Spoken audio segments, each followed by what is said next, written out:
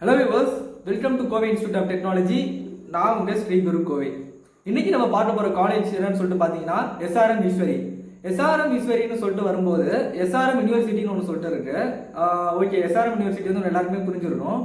ஆனால் இது வந்து எஸ்ஆர்எம் யூனிவர்சிட்டி தனி, எஸ்ஆர்எம் ஈஸ்வரி வந்து தனி. பட் ஆனால் பிரான்ச்சஸ் எல்லாமே ஒன்று சேர்ந்தா எஸ்ஆர்எம் கீழே தான் வரும். பட் ஆனால் நமக்கு டிகிரின்னு சொல்லிட்டு வரும்போது எஸ்ஆர்எம் ஈஸ்வரின்னு சொல்லிட்டு பார்க்கும்போது நமக்கு அண்ணா யூனிவர்சிட்டி கீழே தான் நமக்கு ஆக்சுவலாக வரும். ஏன்னா நம்ம டிஎன்இஏ மூலியமா போகிறோம் இல்லையா, டிஎன்இஏ மூலியமா உள்ள வரதுனாலே நமக்கு அண்ணா யூனிவர்சிட்டியோட சர்டிஃபிகேஷன்ஸோட தான் வரும். ஸோ அதை நம்ம மெயினாக பார்க்கணும். அதுவும் இல்லாமல் நம்ம இப்போ மெயினாக பார்க்க போகிறது என்னன்னா, சென்னையில் இப்போது நார்த் சென்னை இருக்குது, சவுத் சென்னை இருக்குது. ரெண்டுத்துக்குமே சென்டராக இருக்கக்கூடிய ஒரு கல்லூரின்னு சொல்லிட்டு பார்த்தீங்கன்னா அது வந்து ராமாபுரம் தான் சென்டர் ஆஃப் சிட்டியில் வந்து ரொட்டேட் ஆயிருக்கு. அப்போ ராமாபுரம்னு சொல்லிட்டு வரும்போது ராமாபுரம் கிண்டி அந்த மாதிரி சைடுன்னு சொல்லிட்டு வரும்போது எஸ்ஆர்எம் ஈஸ்வரி அந்த காலேஜ் வந்து it's centre of city, heart of the சிட்டியில் வந்து ரொட்டேட் ஆயிருக்கு. ஸோ நீங்கள் எப்படி சொல்கிறது, டிஸ்டன்ஸ் வந்து எனக்கு கொஞ்சம் அதிகமாக இருக்குது. இப்போ நான் சொல்லியிருந்தேன் இல்லையா என்னோட போன வீடியோஸில், எனக்கு வந்து ராஜலட்சுமி வந்து கொஞ்சம் தூரமாக இருந்ததுனால நான் சாய்ராம் போட்டேன், இல்லைனா நான் சாய்ராம் ராஜலட்சுமி வந்து போயிருப்பேன் அப்படின்னு சொல்லிட்டு. அது மாதிரி நீங்கள் டிஸ்டன்ஸ் அது மாதிரி சொல்லிட்டு பார்த்தீங்கன்னா நீங்கள் வந்து எஸ்ஆர்எம் ஈஸ்வரி வந்து சொல்லிட்டு போடலாம். ஏன்னா ரெண்டுத்துக்குமே நார்த் சென்னையாக இருக்கட்டும், சவுத் சென்னையாக இருக்கட்டும், டிஸ்டன்ஸ் வந்து ரொம்பலாம் டிஃபர் ஆகாது. கொஞ்சம் கிட்ட மிடிலாக தான் இருக்கும், சென்டரில் இருக்கிறதுனால நமக்கு ஒன்றும் பிரச்சனை இல்லை. ஸோ நீங்கள் எஸ்ஆர்எம் ஈஸ்வரி வந்து தாராளமாக ப்ரிஃபர் பண்ணி போடலாம். ஸோ அது மட்டும் இல்லாமல் நம்ம மெயினாக பார்க்க போகிறது என்னன்னா, நான் எப்பயுமே வீடியோ ஸ்டார்ட் பண்ணும்போது நான் பிளேஸ்மெண்ட்ல இருந்து ஆரம்பிப்பேன். எஸ்ஆர்எம் ஈஸ்வரியோட இந்த வருஷம் பிளேஸ்மெண்ட் ரெக்கார்ட் சொல்லிட்டு வந்து பார்க்கும்போது நமக்கு 44 LPA கொடுத்துருக்காங்க ஃப்ரெண்ட்ஸ். இப்போ ரீசெண்ட் இயர்ஸில் ஒன்று ஹையஸ்ட் பேக்கேஜ் வந்து 44 LPA போயிருக்கு. பட் ஆனால் ஆவரேஜான பேக்கேஜ்னு சொல்லிட்டு பார்த்தீங்கன்னா 3 LPA இருக்குது.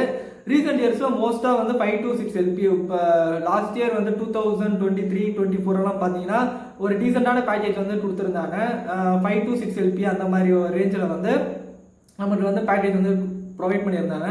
இது நான் ஒன்று கிட்ட வந்து கேட்கும்போது ஹாஸ்டல் லைஃப் வந்து எப்படி இருக்கணும் அந்த மாதிரி சொல்லிட்டு நான் கேட்கும்போது சொல்லிட்டு என்ன சொன்னான்னு பார்த்தீங்கன்னா, ஹாஸ்டல் லைஃப் வந்து உனக்கு கம்ப்ளீட்டாக வந்து குட்டாக தான் இருக்கும். ரொம்ப ஒரு குறைன்னு சொல்லிட்டு எதுவும் இருக்கிற மாதிரி எனக்கு தெரியல. அதே மாதிரி ஹாஸ்டல் ஃபுட்டு நல்லா இருக்கும். நீங்கள் நார்த் இந்தியாவில் வந்து சொல்லிட்டு படிக்கிறதா இருந்தாலும் சரி, சவுத் இந்தியாவிலேருந்து வந்து படிக்கிறதா இருந்தாலும் சரி, இல்லை எனக்கு நார்த் டிஷ் வந்து ட்ரை பண்ணணும் அப்படின்னு சொல்லிட்டு யாருன்னா இருப்பீங்க இல்லையா, வேறு ஃபுட்டு எதுனா சாப்பிடணும்னு. அதே மாதிரி நார்த் இந்தியன்ஸ் ஃபுட்டும் அவைலபிளாக இருக்கும் எஸ்ஆர்எம் ஈஸ்வரியில்.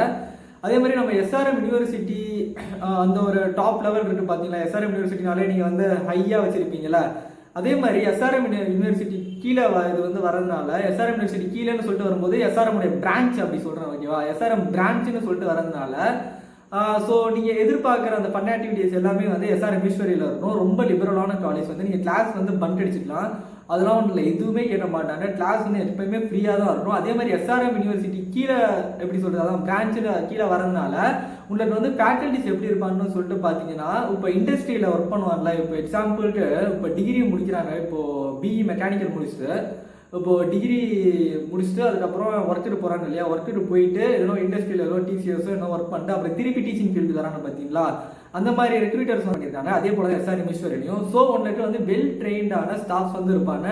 அதே மாதிரி நான் கேட்கும்போது என்ன சொன்னான்னு சொல்லிட்டு பார்த்தீங்கன்னா, ஸ்டாஃப்ஸ் ஆர் எக்ஸ்ட்ரீம்லி ஃப்ரெண்ட்லி. உங்களை வந்து ரொம்பலாம் திட்டிக்கிட்டு அப்படிலாம் சொல்லிட்டு எதுவும் கேட்க மாட்டாங்க.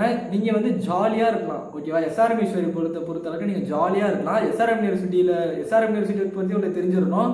அங்கேயும் நம்ம ஜாலியாக தான் இருப்போம். அதே போல் எஸ்ஆர்எம் ஈஸ்வரியும் நம்ம ஜாலியாக தான் இருப்போம் ஓகேவா. அதே போல் எஸ்ஆர்எம்லேயே நிறைய பிரான்ச்சஸ் இருக்குது ஓகேவா. எஸ்ஆர்எம் வடபழனியில் ஒன்று இருக்குது, அப்புறம் எஸ்ஆர்எம் யூனிவர்சிட்டி, அப்புறம் எஸ்ஆர்எம் ஈஸ்வரி ராமாபுரம், இந்த மாதிரி நிறைய பிரான்ச்சஸ் இருக்குது. எஸ்ஆர்எம் வடபழனிக்கான வீடியோஸ் வந்து நான் அடுத்த இதில் போகிறேன். ஸோ எஸ்ஆர்எம் ஈஸ்வரியோடைய என்ஏஆர்எஃப் ரேங்கிங்னு சொல்லிட்டு பார்க்கும்போது 190 இருக்குது ஃப்ரெண்ட்ஸ். 190 சொல்லிட்டு வரும்போது இட் இஸ் ப்ரெஃபரபிளி குட் ஓகேவா. ஏன்னா என்ஏஆர்எஃப் ரேங்கிங் வந்து தூக்கி கொடுத்துட மாட்டாங்க. ஏன்னா இன்ஃப்ராஸ்ட்ரக்சர் அந்த மாதிரி நிறையா இதை பார்த்து தான் சொல்லிட்டு நிறையா ரெக்ரூட்மெண்ட்ஸை இப்போ எவ்வளோ எடுக்கிறாங்க அது எல்லாமே பார்த்து தான் என்ஏஆர்எஃப் ரேங்கிங் வந்து கொடுப்பாங்க. ரெக்ரூட்மெண்ட்ஸ்னால் எப்படி சொல்கிறது, ஸ்டாஃப்ஸோட இது, அதுக்கப்புறம் குவாலிட்டி ஆஃப் எஜுகேஷன்ஸ் அது எல்லாமே பார்த்து தான் வந்து சொல்லுவாங்க. ஸோ என்ஏஆர்எஃப் ரேங்கிங் வந்து 190 இருக்கும்போது நமக்கு வந்து குட் காலேஜ் தான் சொல்லிட்டு நான் சொல்லுவேன். அதே போல் கேம்பஸ் எப்படி இருக்குன்னு சொல்லிட்டு பார்த்தீங்கன்னா ரொம்ப பெருசாக இருக்காது, நீங்கள் ஒரு குட்டி கேம்பஸில் தான் இருப்பீங்க ஓகே. ஆனால் ப்ரிஃபரபிளி காலேஜ் வந்து கொஞ்சம் இதுவாக இருக்குது பார்த்தீங்கன்னா, கொஞ்சம் ஃப்ரீயாக விடுறாங்க, அதுவே ரொம்ப பெரிய விஷயம். காலேஜ் குட்டி இதெல்லாம் சொல்லிட்டு பார்க்காதீங்க. எஸ்ஆர்எம் ஈஸ்வரி வந்து ரொம்ப நல்ல காலேஜ் தான் ஓகேவா. மினிமமாக 6 to 7 LPA கிட்டே நீங்கள் பிளேஸ் ஆகிடுவீங்க. இல்லைனா இன்னும் கொஞ்சம் குறைஞ்சி போனால் கூட 3 LPAவில் வந்து பிளேஸ் ஆகிடுவீங்க ஓகேவா. இங்கே வந்து 14+ கோர்சஸ் வந்து ஆஃபர் பண்ணுறாங்க. நீங்கள் டிஎன்ஏஏ மூலியமாக போகிற ஆளுங்களாக இருந்தீங்கன்னா நீங்கள் என்ன பண்ணுறீங்கன்னா, எதுனா நம்ம கேட்குற டிபார்ட்மெண்ட் இப்போ புதுசாக ஏஐடிஎஸ் வந்துருக்கு, சிஎஸ்பிஎஸ் வந்துருக்கு, அப்புறம் ஏஏஎம்எல் வந்திருக்கு, அந்த மாதிரி கோர்சஸ் வந்து இருக்கா இல்லையான்னு சொல்லிட்டு ஆராய்ஞ்சிட்டு வந்து நீங்கள் வந்து காலேஜில் போய் பாருங்கள். எப்படி இருந்தாலும் ஒரு டிஎன்ஏ சாய்ஸ் அதுலேயே அந்த ஆர்டர்லேயே வந்துடும். பட் இருந்தாலும் நீங்கள் கேட்டுக்கோங்க. அதுவும் இல்லாமல் எஸ்ஆர்எம் ஈஸ்வரி காலேஜில் நீங்கள் முன்னாடியே போயிட்டு ஒரு விசிட் கூட பண்ணிட்டு வந்துருக்கேன். உங்களுக்கு இந்த பிடிச்சிருக்கா இல்லையா அப்படின்னு சொல்லிட்டு அதையும் சொல்லிட்டு பார்த்துட்டு வந்துருங்க. ஸோ நெக்ஸ்ட் நம்ம பார்க்க போகிறதுன்னு சொல்லிட்டு என்னன்னு சொல்லிட்டு பார்த்தீங்கன்னா, மெயினாக இப்போ இன்டர்ன்ஷிப் இருக்குது. பார்த்தீங்கன்னா இன்டர்ன்ஷிப் வந்து காலேஜ்லேயே ப்ரொவைட் பண்ணுறாங்க. ஓகேவா? ஏன்னா இப்போ எக்ஸாம்பிள் இப்போ நம்ம ரிக்ரூட் பண்ண வரான்னு பார்த்தீங்களா, அவங்க வந்து என்ன கேட்பாங்கன்னா மோஸ்ட்டாக எக்ஸ்பீரியன்ஸ் தான் கேட்பாங்க. ஆனால் அவங்க கேட்குற கேள்வி வந்து ஒரு டிஃப்ரெண்ட்டாக இருக்கும். எப்படின்னா, நம்ம இப்போ தான் வந்து காலேஜ் முடிச்சுட்டு வந்திருப்போம், இருந்தாலும் எக்ஸ்பீரியன்ஸ் இருக்கான்னு சொல்லிட்டு கேட்பாங்க. ஓகேவா? அந்த எக்ஸ்பீரியன்ஸ் வந்து மோஸ்ட்டாக எக்ஸ்பீரியன்ஸ் உள்ள ஆளுங்களை தான் வந்து எடுப்பாங்களே. ஓகேவா? எக்ஸ்பீரியன்ஸ்னு சொல்லிட்டு வரும்போது நம்ம இன்டர்ன்ஷிப், ஓகேவா, இன்டர்ன்ஷிப் வந்து நம்ம எக்ஸ்பீரியன்ஸாக சொல்ல முடியும். அதுதான் வந்து எக்ஸ்பீரியன்ஸ்னு சொல்லிட்டு கேட்பாங்க. இன்டர்ன்ஷிப் வந்து நம்ம காலேஜ்லேயே ப்ரொவைட் பண்ணுறதுனால இந்த காலேஜ் வந்து நீங்கள் டிகிரி வாங்கணும்னா இந்த கண்டிப்பாக இந்த காலேஜில் வந்து நீங்கள் இன்டர்ன்ஷிப் கண்டிப்பாக முடிச்சிருக்கணும்.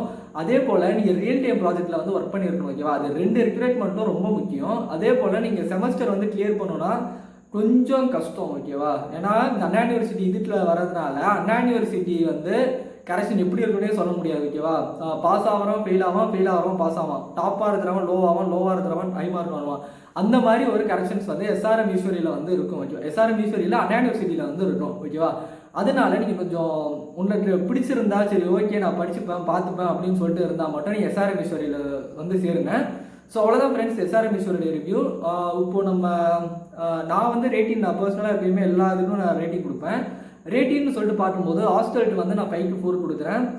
அதே போல் இன்ஃப்ராஸ்ட்ரக்சருக்கு வந்து 5-3.5 கொடுக்குறேன். அண்ட் தென் ஸ்போர்ட்ஸ்னு சொல்லிட்டு பார்க்கும்போது ஸ்போர்ட்ஸ் வந்து முக்கியத்துவம் தருவாங்க, 5-4 கொடுக்குறேன். அதுக்கப்புறம் குவாலிட்டி ஆஃப் எஜுகேஷன் சொல்லிட்டு பார்க்கும்போது 5-4.2 கொடுக்குறேன். அவ்வளோதான் ஃப்ரெண்ட்ஸ் எஸ்ஆர்எம் ஈஸ்வரியோட ரிவ்யூ.